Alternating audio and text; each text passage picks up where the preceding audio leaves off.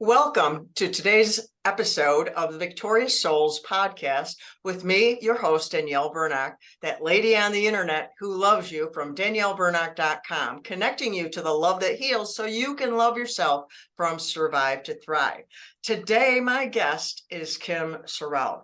I can't wait to get into her story today. She's got so much to share. I'm jumping ahead of her little bio. She's an author, she's a speaker, she's a entrepreneur also, and the director of a humanitarian organization, which we will hear more about also.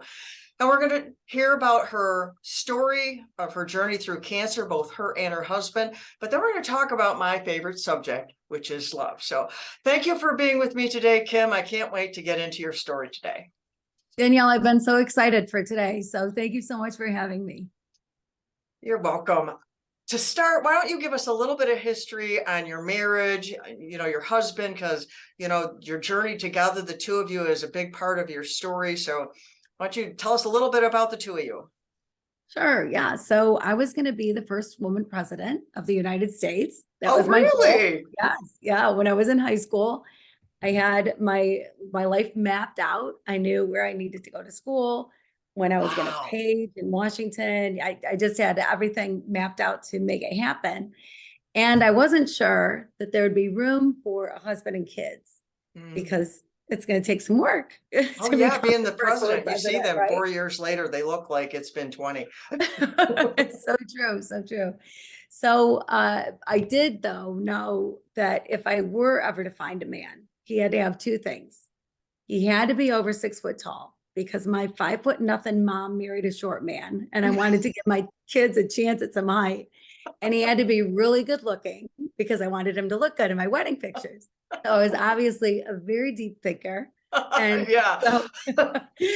So I was at the bowling alley, of all places, May of my senior year in high school, when this tall, dark, handsome stud walked into the room, and I was immediately smitten. And 10 days later, I asked him to marry me, and he said yes. Wow. And yeah, we got married a little less than a year later, me and my 18 years of maturity. And he was a little bit older. He was, barely old enough to buy beer. And so here we were, this new married couple. And I just kind of never fell out of love with him. I mean, he was the most wonderful guy. He was the guy that would get up at 5 o'clock every morning and be on his face before God and reading the Bible, reading a devotional. He was just this true, he was a great friend to people. He was a great boss. He was a hard worker. He could fix anything. He loved me. I loved him. We just had, I know that I had a marriage that's better than most people have it their entire life. He was just the greatest. Yeah. I adore him. Wonderful guy. That's wonderful. In addition to being tall, dark, and handsome, being this deep person with this great character. Wow, what a blessing.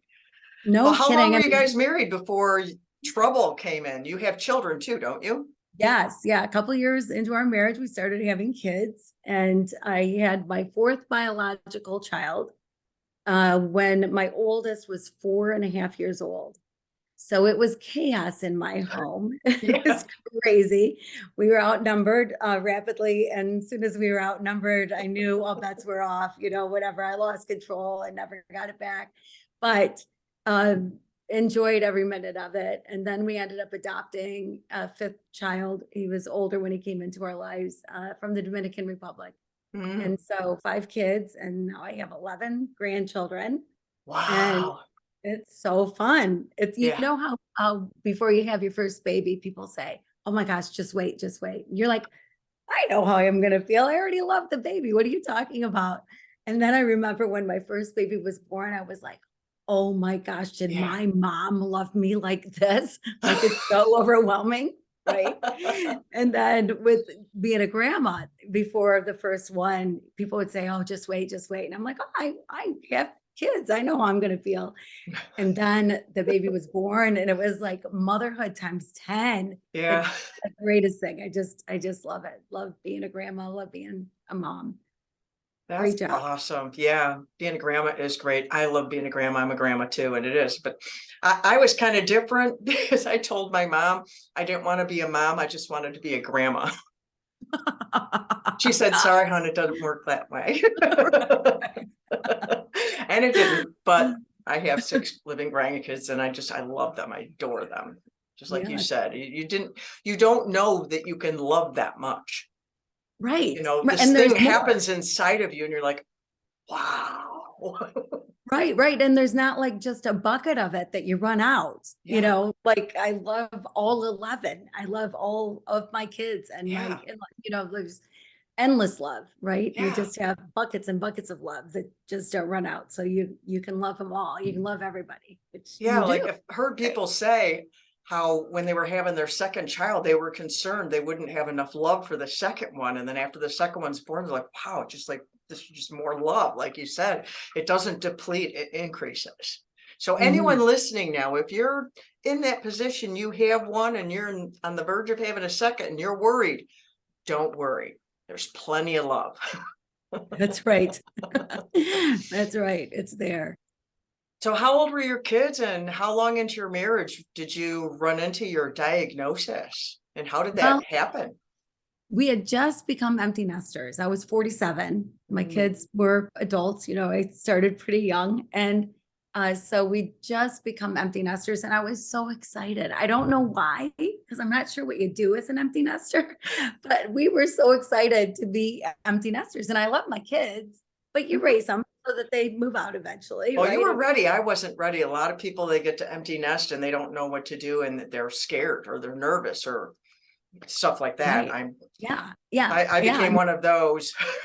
Yes, and my mom was like that. She really had a real difficult time when we all moved out, and I was excited. I think because we were only married for 2 years when the first baby came, and we knew each other for less than a year before we had kids.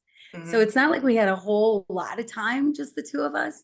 So we mhm. were looking forward to whatever it is that you do. I don't even know if you run around the house with less clothes on, or I don't know, whatever it is you do as an empty nester.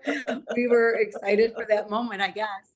Yeah. And so it was just a month after we became empty nesters that I was diagnosed with breast cancer. And I Wow. kind of went kicking and screaming. I went to the doctor and they recommend the mammograms. And I'm like, oh my gosh, this is such a waste. The medical community, they just want money. That was my attitude.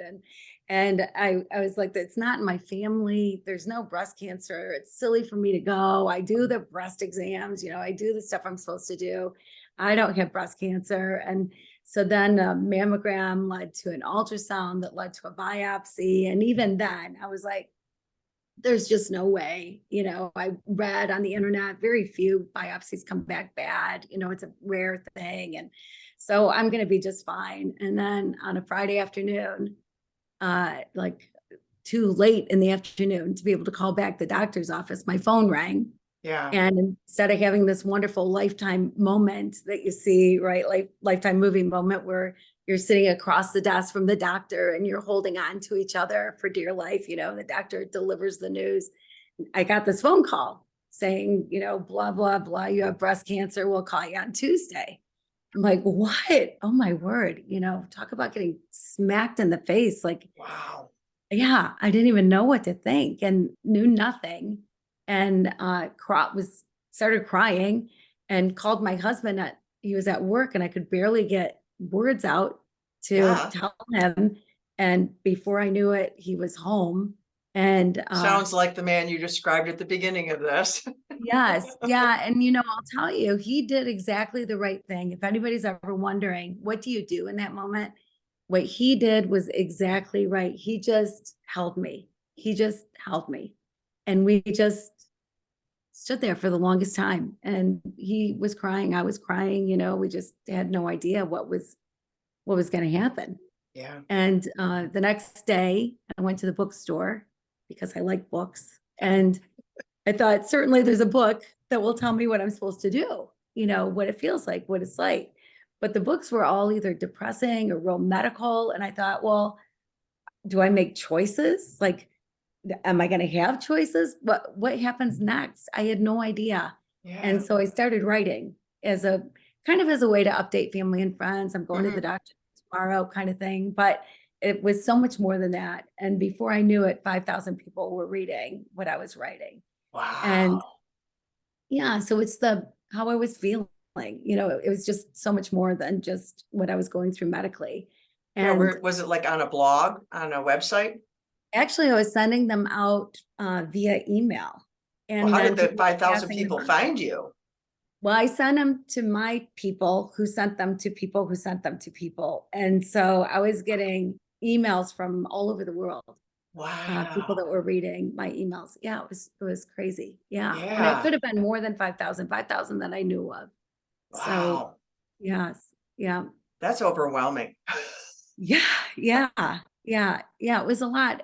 But it was good because it's so Mhm. therapeutic. Like the writing was so therapeutic, and getting the feelings out there, the emotions out there, and thinking in the back of my mind that maybe someday this might be something that could help somebody else who Yeah. gets a phone call like I got. Yeah. So yeah. So what did you Yeah. decide to do after that?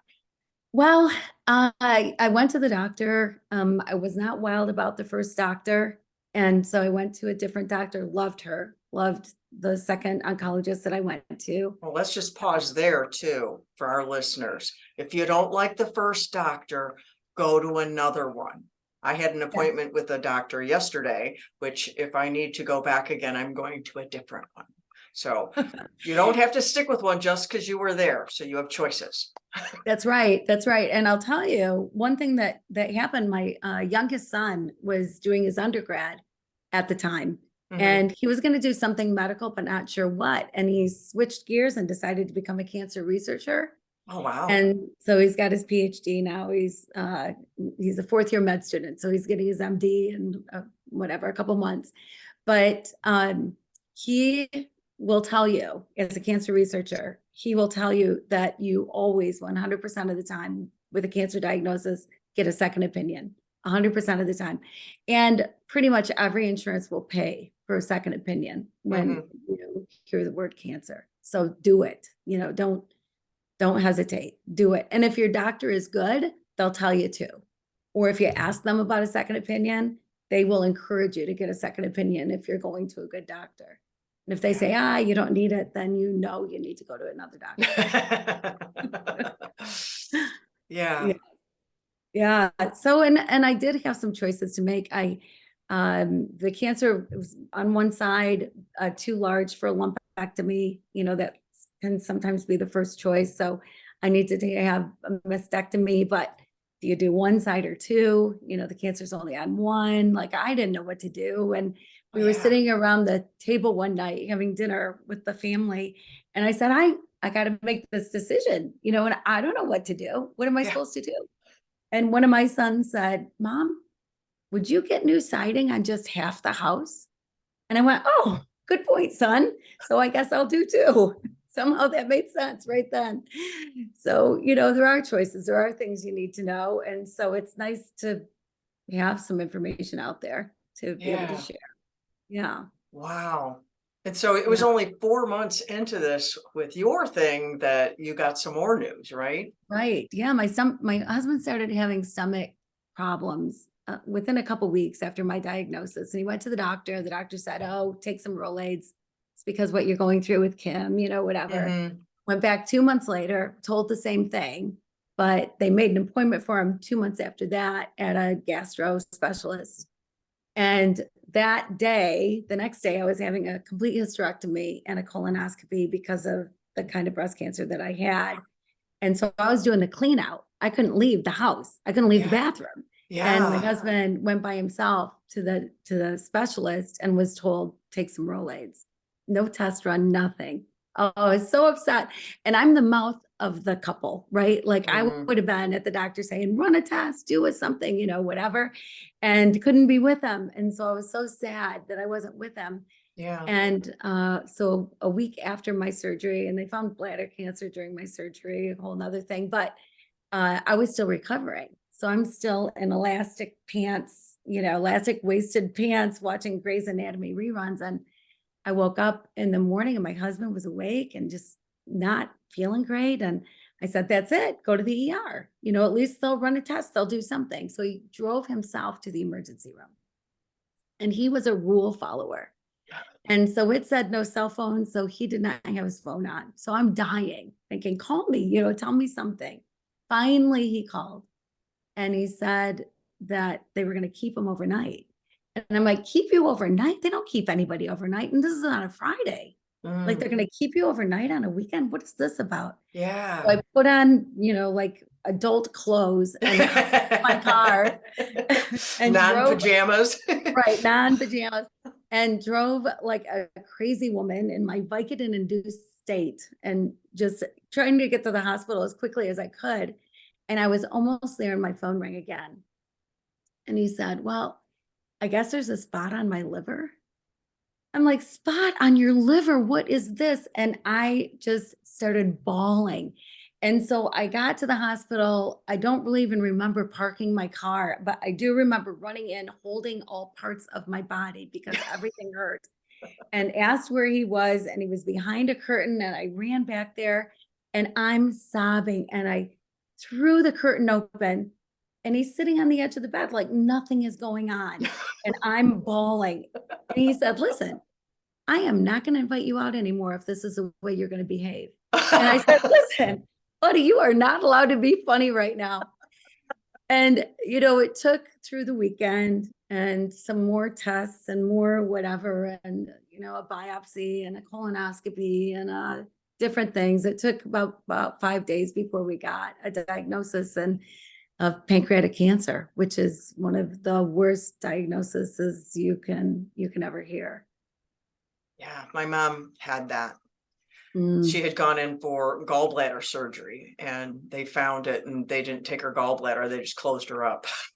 Oh, yeah. And then, talked to her about options, and they gave her like 3 to 6 months, but being a person of faith and just not wanting to accept what they said, and we are a lot more powerful than we think. Yeah. She prayed and she asked God for one more of every holiday, which basically asking for a year. She lived 14 months. Wow. 14 months. And I Wow. think she would have beat it because she was doing really well. It was in just past the 1 year mark, and she was doing really well. Her numbers were all going down and everything. But then all of a sudden there was a change in her attitude and demeanor and stuff like that. And her numbers started going down again. So it seemed to me that she got what she wanted and she was done. And she fought a little bit after that, but then a couple months later, she told me and my brother she was tired and didn't want to fight anymore. And she died within the week. Wow. But it's Yeah. like just the faith that you can have, that we can have. Like you said, you spoke up, it's like if we speak up, and there's stories of people being healed of, I don't know what, watching comedies. So there are things we can do. But we can just get so overcome with emotion that we can't see. Like you were at the dinner table, what do I do? What do I do? And your son brought some light to you. That's right. That's right. What we need is we need the light of other people. Yeah, it's so true. It's so true. It's we do have a lot more power than we think we do, and mostly because we're not alone. Mm-hmm. God has all the power. And so asking for another year, what a beautiful thing that your mother did, and to be able to share all those holidays again and birthdays. And that's a wonderful thing. That's so nice. Yeah. With my husband, our prayer right away, two years before my husband was diagnosed, almost to the day, my father-in-law was diagnosed with pancreatic cancer. Oh, wow. And so we saw pancreatic cancer. We knew about it going into it. More than we would have known. And by the time they find pancreatic cancer, quite often it is so taken over your body that the prognosis isn't typically great. And he tried a round of chemo and his numbers never got good enough to do chemo again. But he was young. I was 47, he was 51, healthy, 6'3", handsome, as I said. And he a good eater, like he was a healthy eater, although he did say that donuts were the fifth food group. So I don't know how healthy that makes him, but he took supplements, like he tried to be healthy. And so to get this diagnosis just was crazy. Yeah. And so our prayer, though, even leaving the doctor's office that day, was, Lord, heal him like you did the blind and the deaf, the leper, the lame, or the ultimate healing, which I think sometimes we forget, that heaven's better than here. Mhm. And the ultimate healing really is heaven. I mean, that's the prize, right? That's the Mhm. prize. And but please don't let him suffer. That was our prayer. And so we had this great 6 weeks together watching Cash Cab, and I don't know, whatever, hanging out and playing gin rummy and just enjoying each other. And there'd be times that I would just start crying, and he would hold me and say, "Don't cry for me. Don't cry for me. I know where I'm going. You're the one that has to stay here." Yeah, that's the hard part, the one left behind. It's like, great, we know where you're going. It's good for you. What about us? Yeah, We were right. left with this big hole in our life. Yeah, it's so true. It's so true. And so, and he was doing great. He was doing great. Like I said, we had this great time together, and hospice was fabulous. And he wasn't in pain. He was taking morphine. He had morphine IV, and could bolus it, if he felt like it. But he did great. His pain was under control. And then woke up on a Sunday morning, and he was just in pain. And Mhm. I called the hospice nurse, and she came right over and gave him more morphine. And he just was miserable. He was sitting on the edge of the bed, and I was behind him holding him Mhm. because I didn't want him to fall off the bed, and Mhm. laying down hurt, so that's why he was sitting. And she was right there a couple feet away on the phone in our bedroom, calling, making arrangements to have a hospital bed delivered, and whatever. I mean, we had no equipment, we had nothing. Like, Mhm. we were just living life. And so she was calling for all of that. And I said, "Do I call my kids?" I could just feel his misery. And she Mhm. said, "Oh, no, no, you've got lots of time. You've got time." And I'm like, "Are you sure?" And she said, "Yes, you've got weeks, maybe months. You've got plenty of time." And so I'm like, "Okay." But I just felt what he was feeling. It's like Yeah. I felt that agony. And so I whispered in his ear, and I said, "Baby, just go." And he never took another breath. That was it. And see, there's power too. I Yes. believe that, especially if we're connected with our creator like that, he gives us that power. And, not that we can just live or die like that, but we have more power, like we said, than we think we did. It's like, I've heard stories from other hospice nurses of people who would refuse to die when their family was in the room, and they waited for them to leave the room, and they're like, "We don't want to leave the room." As soon as they left the room, the person passed. Another one, they wouldn't pass until the family was there. It was like, "I don't know how you're still being alive," and they were like waiting. And so I don't know how that works. I Yeah, just I know that know. it's a thing somehow. It is a thing. It is a thing. And, I mean, this was such mercy Yeah. that he didn't suffer, that it was just that little bit of time on that Sunday morning. It was just God's mercy. It was such an answer to prayer. And, you see people who linger Mm. and suffer. And thank you, Jesus, that he didn't have to go through that. And like you said, I mean, hard for me, but how wonderful for him. And It you was. got to be there with them. I think that's a gift. Some people, they don't want that. So I'll respect that. If you listening, you're one of those. You don't have to be with your loved one. Everybody's different. But my heart cry was to be with my mom when she passed. And that was such a gift. I was with her. And, sounds like it was a gift to you that you were with him when Oh, he passed also. You got to be right there with him. absolutely. It was such a gift, And for be able sure. to whisper that to him and have that peace in your heart. And I'm like, you whisper that, then he's gone. You're like, wow, that must have done something beautiful inside of you, even Yes. though it Well, was horribly painful to lose your husband. right, right, right. But knowing that Mhm. the power of prayer, and that and I think, God does what God does. And for my husband, that was the right thing, right? Mhm. For other people, they need the time to whatever, Mhm. or whatever. But for my husband, that was the right thing. And Yeah. that it was really good. It was really hard, but really good. And I never could begrudge him. Like, there's the stages of grief that you're supposed to go through. I skipped some. Like, anger has never been a part of my story because It doesn't this, have to be. It's not that you have to go through those. I think they offer them up. Sometimes they may try to shove them down your throat. I'm not sure, but to, people feel guilty if they feel angry. So it's like, here, you have permission to feel this. It's like grief is a very individual journey for everyone.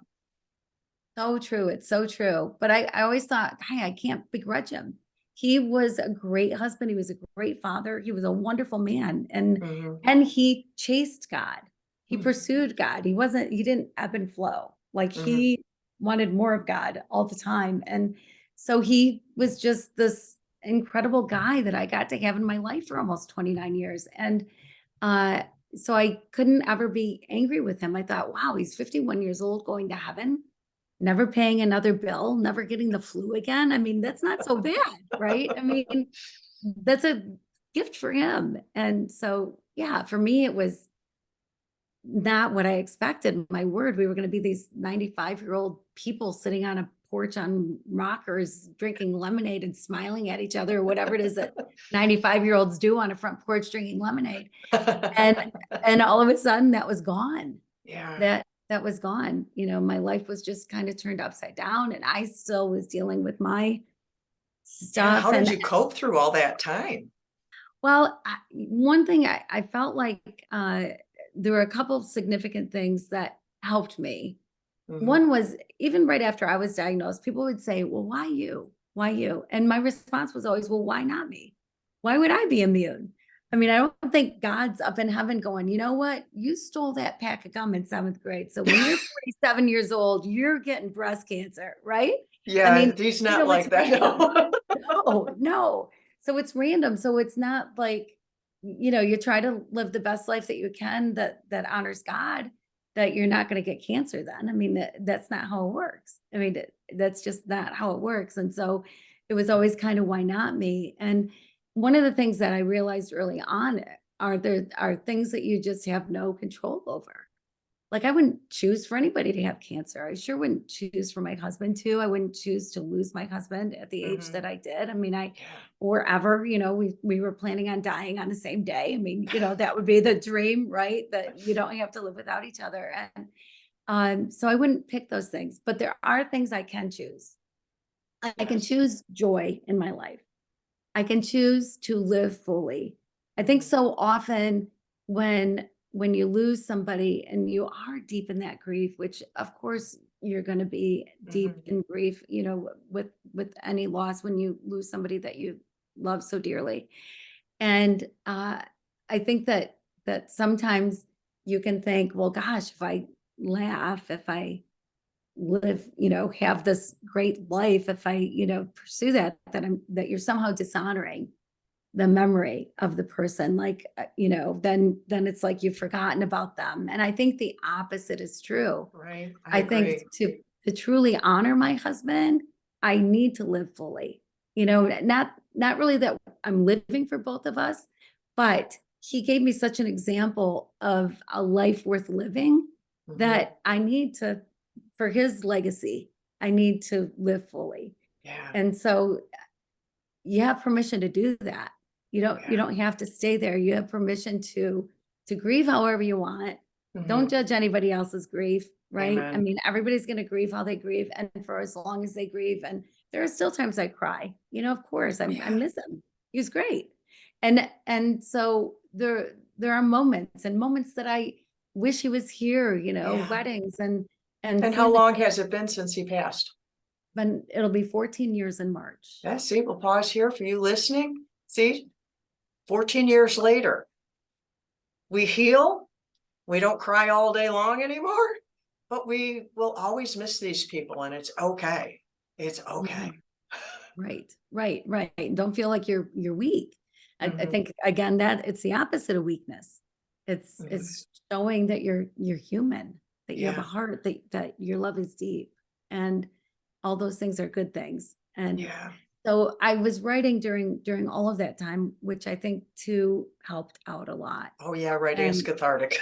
yes, yeah, for sure. And so I wrote for a little over a year, and that did turn into a book. I never thought it would at the time. That wasn't the purpose necessarily, but that's my first book, Cry Until You Laugh. Is Crying the name. until you laugh. That Mhm. sounds beautiful. Yeah, so it's the story. I mean, it's the things that I was sending out, the emails I was sending out, and so it's the real happenings in real time. And So it has your story and your husband's story both in there. right, right, Wow. right. Yeah. Yeah. And then when I was ready to go back to work physically, I wasn't sure what I was going to do. I had Mhm. these businesses, but I had people running them. I didn't really have to go back there. I had been running a nonprofit. I stepped down because I was diagnosed with cancer. I didn't know if I wanted to go into that world. And so I thought, as I'm reinventing my life, reimagining the rest of my life, that I would take it a little slow. Mhm. And so I took a job as part-time bookkeeper for a nonprofit that my father and I had started 10 years before, and thought, well, I'll do that. There was a man running it, and they needed a bookkeeper, so it worked out. And then 12 days later, there was an earthquake in Haiti that killed 200,000 people. So I went from part-time bookkeeper to 24/7 because we were doing a lot of work in Haiti, and the organization was. And then within a couple weeks after that, I was in Haiti. And then I was in Haiti for at least part of every month for the next several years. Wow. What's the name of this nonprofit? It's Rays of Hope International is the name of Wow. the nonprofit. We're a partnering organization. So we work with people who in their own country have a passion, a mission, vision to do something to help people in their own Mm, country, and just need somebody to walk alongside, wow. need maybe help with some funding or a business plan or supplies, Mhm. if pencils aren't available, it's awfully hard to have school, right? Or Yeah. bandages, and medical supplies. It's hard to have a clinic without that stuff. And so whatever they need, and then leading towards self-sustainability is always the goal. So they're not always chasing dollars, but they're able to do the work. And and they already understand the culture, they understand the Yeah, language, they understand the true need. It can be easy to go into a different country and go, oh, I know what you need. If you only did this, this would help. But the reality is, I don't know. As an right, American going to Haiti, I'm not going to know better than what a Haitian will know. Or we work in Burkina Faso, we work in some other countries, Dominican Republic, and I don't know the culture or the right. language, like you do if you live there, right? Yeah, so you So go in and, like, you give them a boost, like, you yes, help hold them up so that they can serve their own people. That is wonderful. yeah, yeah. Well, we've worked with hundreds of organizations, and it's nice to you that we get to work with people for a while, and then they're on their own. Wow. It's not a forever thing necessarily. And so, yeah, it's great to see organizations thrive and do well and help people and make an impact on the world. And and losing my husband made me question love. I thought I knew Mm, love. I thought I knew. It's whoever, you Ed Sharon sings about it and Nicholas Sparks writes about it, and you think you know about it. And so I decided I was gonna figure it out. Like I felt like anything that I read, it was somebody's opinion, whatever. And in John it says that God is love. mhm, And so it says God is love, not that God mhm. loves, but he is Right, love. right. So what does that mean? Mhm, Does it, so then if we want to be like Jesus, we need to be love. Like I didn't know what it meant. So mhm, I decided I would dedicate a year. I took a 2,000-year-old poem, the First Corinthians 13 that we all say at every wedding, I think, love is patient, love is kind, does not mhm. envy, does not boast. And I decided I would take one word a month to figure out, well, what is love that is patient? What is love that is kind? And the Mhm. things that I found out just blew my mind and rocked my world and changed my life. And I really think would change anybody's. Wow. Can you share one? Share one of them? Sure, absolutely. So, right out of the gate, love is patient. I Okay. thought, well, I know what patience is. You know what patience is. You're not honking your horn when you're stuck in traffic or you're trying to leave for church on Sunday morning and your 4-year-old can't find his shoes. You're not throwing a fit, right? You're being patient. But I figured out that you put love is or love is not in front of any word, it totally changes the meaning. So Mm. love is patient. You and I believe the same way. Just love everybody, right? We're just supposed to Hmm. love everybody.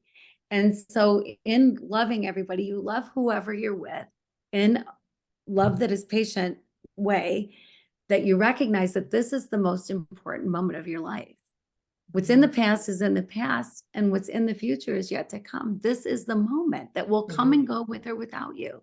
Yeah. And I'll tell you to be fully present, to give yourself completely to whoever you're with, that Yeah. is love. That is love that is patient. Yeah. And I stunk at this. I was bad at this. Like I had to practice and practice this because it was so easy for me to be in conversation, think I'm the greatest multitasker, and I'm thinking about a meeting I had later that day, who has to get to soccer practice, what I need to pick up from the grocery store, and think that I'm fully engaged at the same time. And I wasn't. I was Hmm. not loving that way at all. And so it took me a lot of practice to really be fully present in the moment, to give my entire self to whoever it was that I was with. But when I learned that, it changed everything. Like if I would Yeah. have stopped after the first month, I would have went, wow, that was life changing because your ears open up. Like I Yeah. hear things I never would have heard before Yeah. and hear in a whole different way, but not assuming what somebody's going to say based Hmm. on the label I put on them or something I know about them, but really hearing what people have to say. Yeah. And it's life changing. Yeah. I'm feeling that right now. It's wow. Yeah. And I can see that in our world, how, self-awareness and there's people talking about being in the moment and that, and it really is. I see how it is. Love is patient because you're taking the time right now because all we have is right now. You know, Right. we hope that we have, in 5 minutes and 10 minutes and 3 weeks and a month and a year and all that, but we have right now.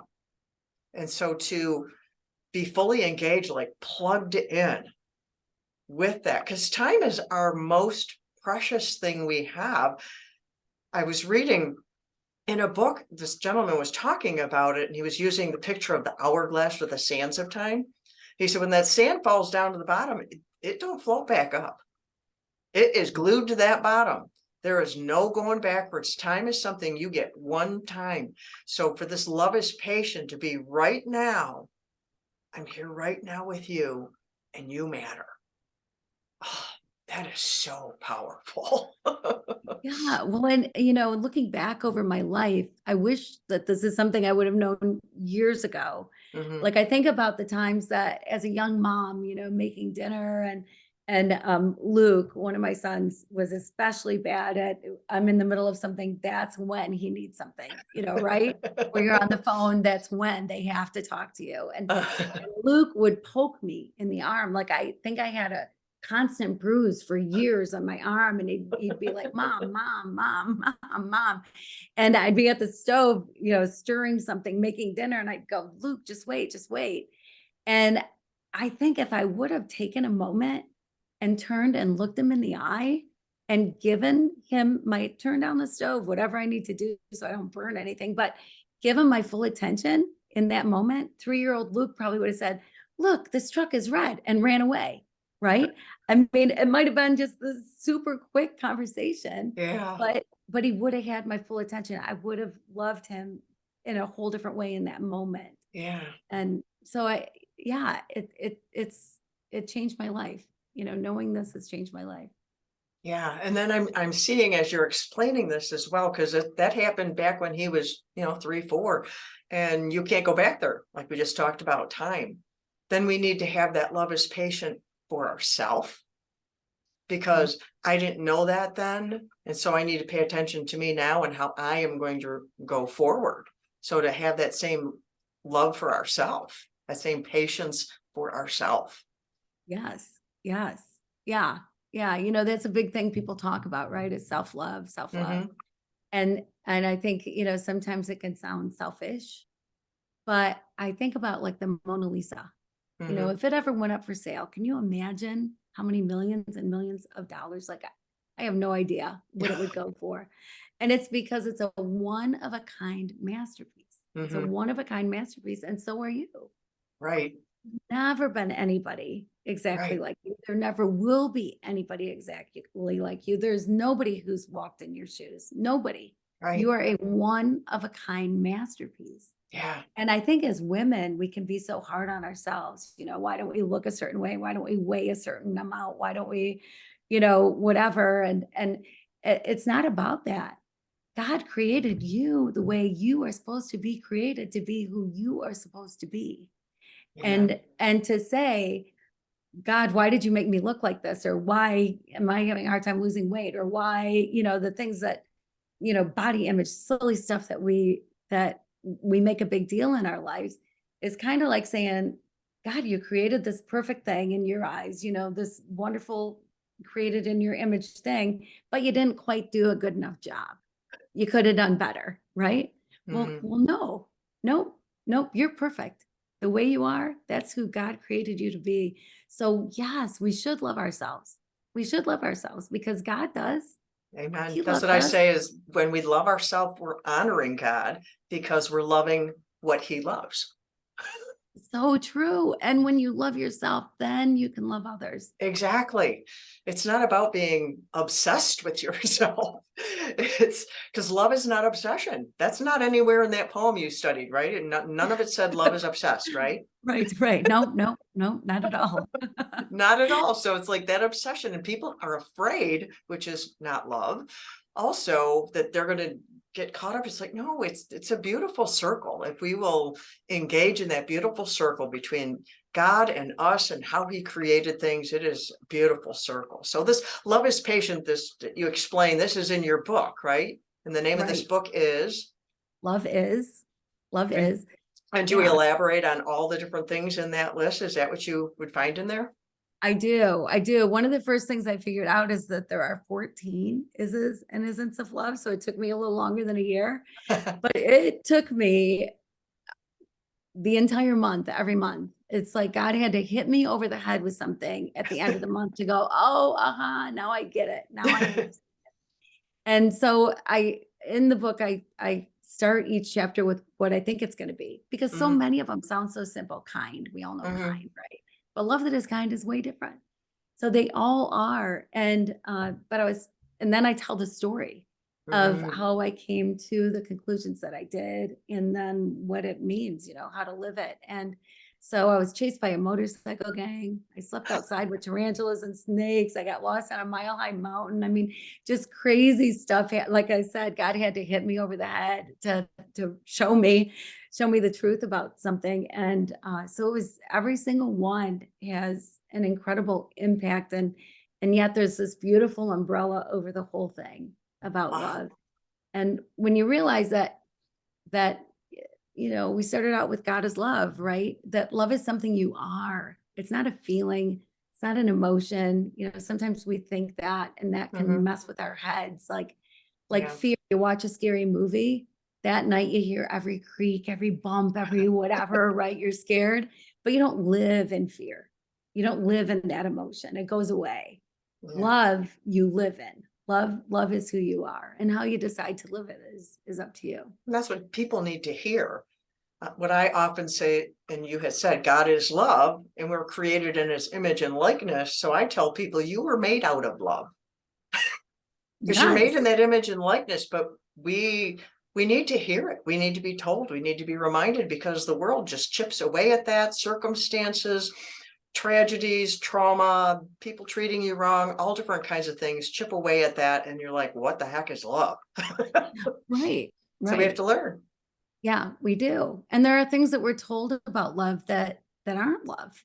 Mhm, So often we hear love is a two-way street, and it's not. It's not. Love is on you, period. mhm, Like if I give you money and you give me a pair of jeans, that's a transaction. Mm-hmm. If I give you love to get love, that's a transaction. Love is not a transaction. Love is 100% up to you. You have no control over anybody but yourself. You only control yourself. You know, you Right. bring that baby home from the hospital and you have Mhm. 100% control, right? You Mhm. decide when the baby eats, when the baby sleeps, when the baby gets a bath. But then 6, 7, 8 months later, all of your Tupperware is all over the kitchen floor and pots and pans are banging. You realize you've lost total control and you will never get it back again. We control nobody. And, Mhm. you know, you think about God's love for us. God loves all of us, every single one of us, Yeah. whether or not that love is returned. Right.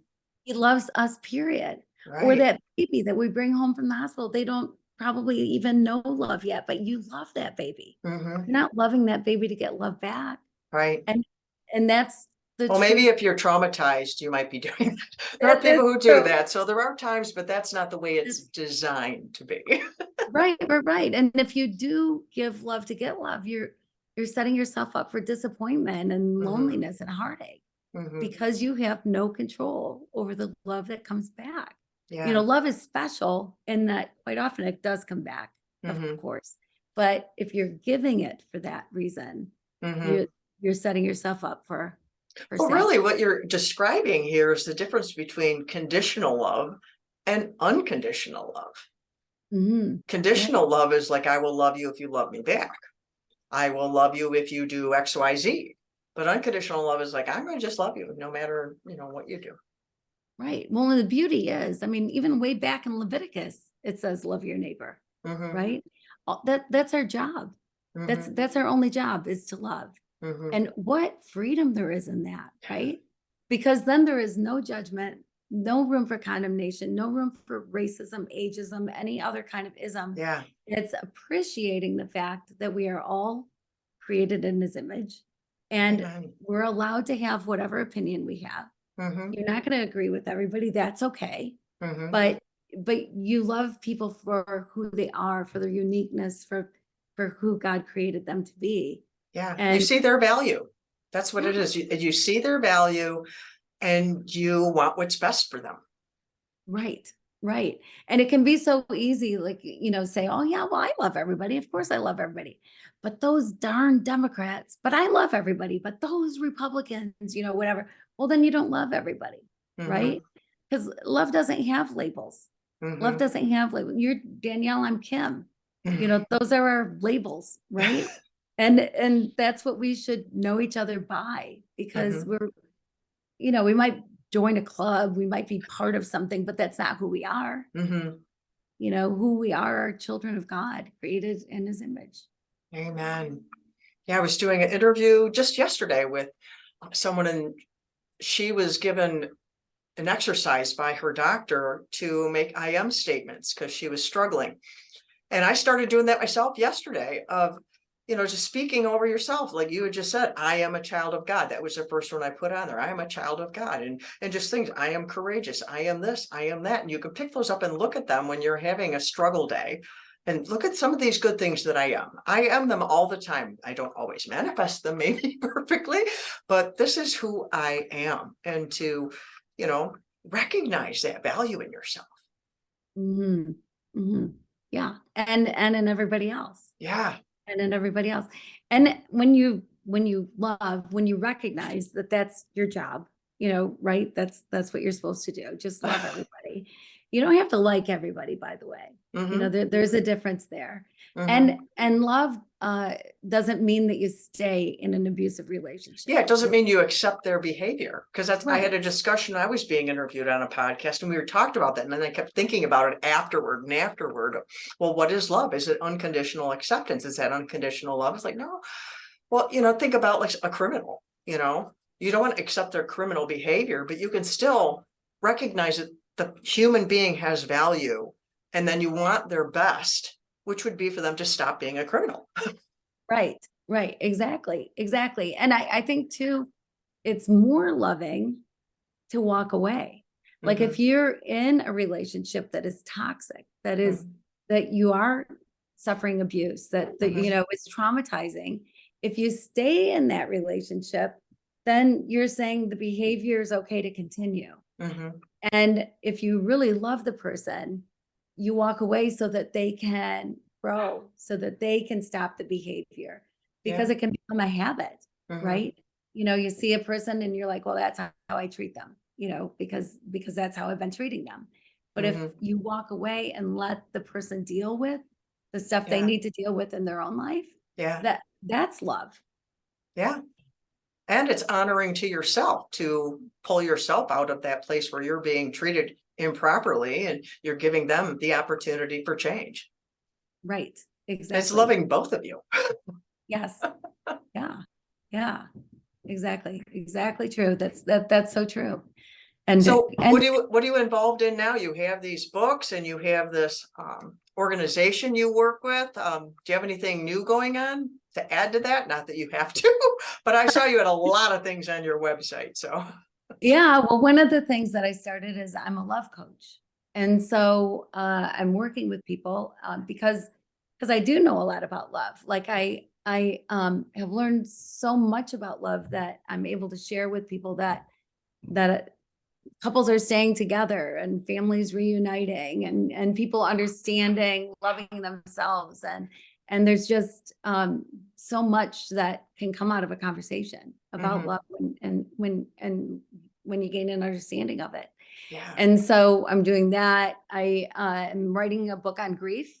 Oh, good. Yeah, which is been really interesting and really good. I am so enjoying that. I've got a co-author on that, and that's been good. I'm writing Love is for Kids. I Oh, think cool. the earlier you learn how to love, the better life is going to be all the way around. And so Amen.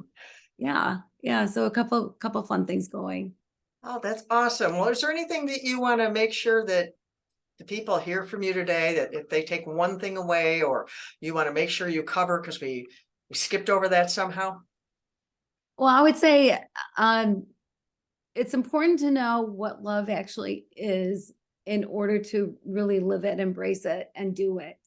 And so often there's so many things that are done in the name of love, said in the name of love, that really are not love at all, that aren't love at all. And so it messes with our heads. Yeah. And we think it's love, and it's not love.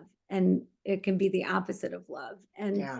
so, figure out what love really is. I mean, you don't have to go to Haiti for a year to do it like I did. They I've could done your read homework your book. for you.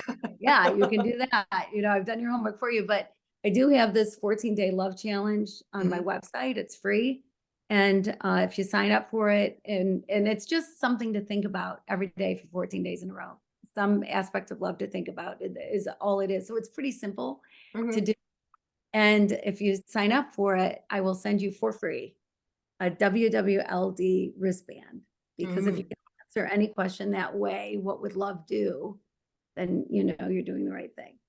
Awesome. Well, how can people connect with you? What's your website? Are you on to different socials? How can people reach out? Yeah, I'm on every social. I'm literally the only Kim Sorrelle spelled my way in the entire world because my last name is ridiculous. It has way too many letters, two R's, two L's, Well, two that E's. serves you. No, I can't find another one Yes. of me either. So that's There wonderful. you go. Yeah, so it's Sorrelle. KimSorrelle.com is my website.